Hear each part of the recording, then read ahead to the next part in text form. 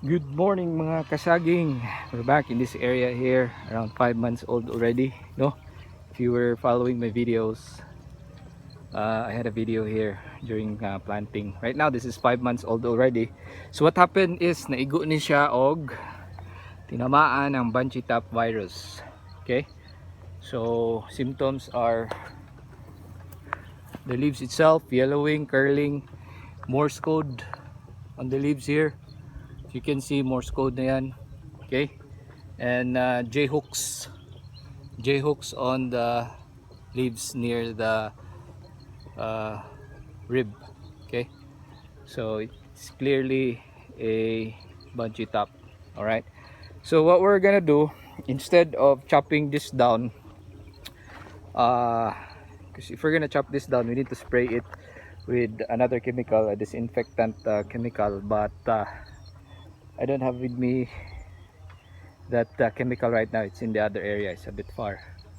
So what we're gonna do is it's a new method that I was trying to formulate, where we're gonna chop all the leaves.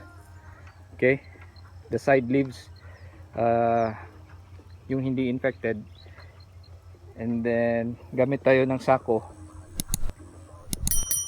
We're gonna half this lengthwise, pag ganun.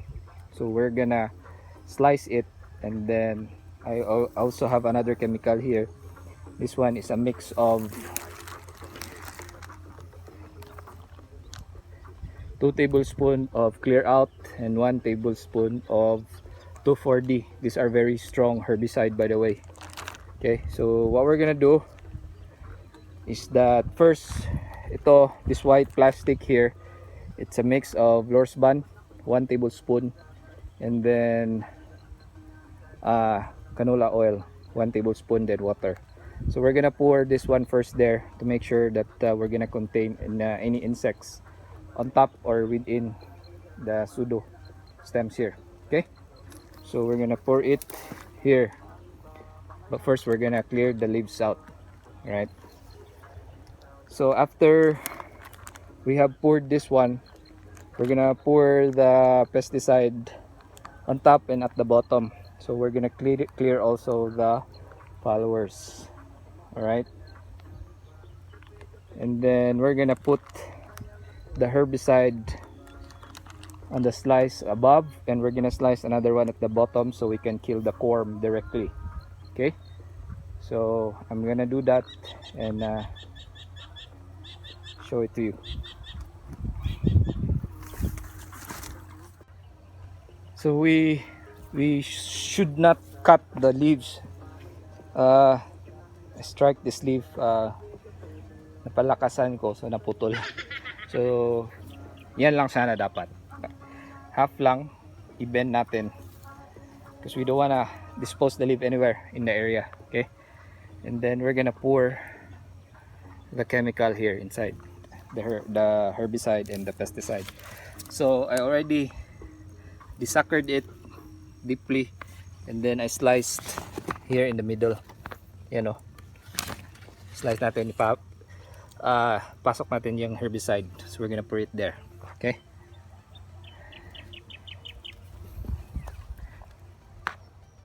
so leaf one, I left one leaf here.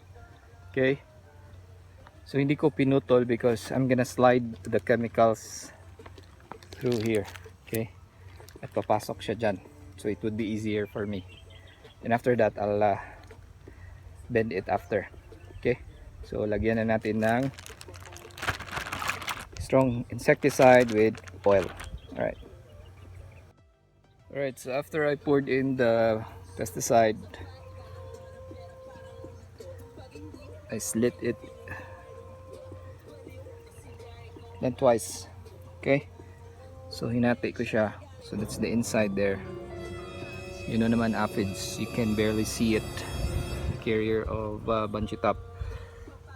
So make sure you hit the shoot growth here, then we're gonna pour the herbicide inside.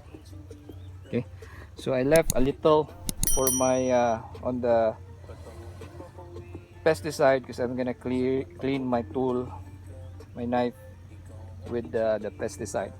Okay, so after this, putulin natin to, i-bend natin, and then we pour the herbicide, then we close it.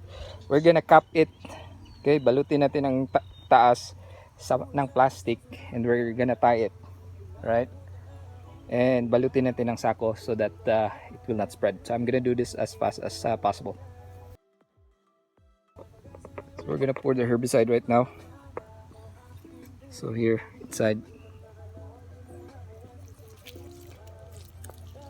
and then the body, and at the sides where I cut the followers. Okay.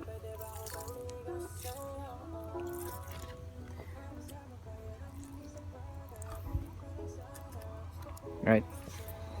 Instead of using a bamboo stake, I don't have time for that one because it will take me so much time to make that. So we're gonna do this one directly. So we'll see if there are followers growing up after this, but I doubt. It will burn the whole corm, the mother corm, and it will slowly rot. Okay, so na proceed to the next step. Balutin ko yan.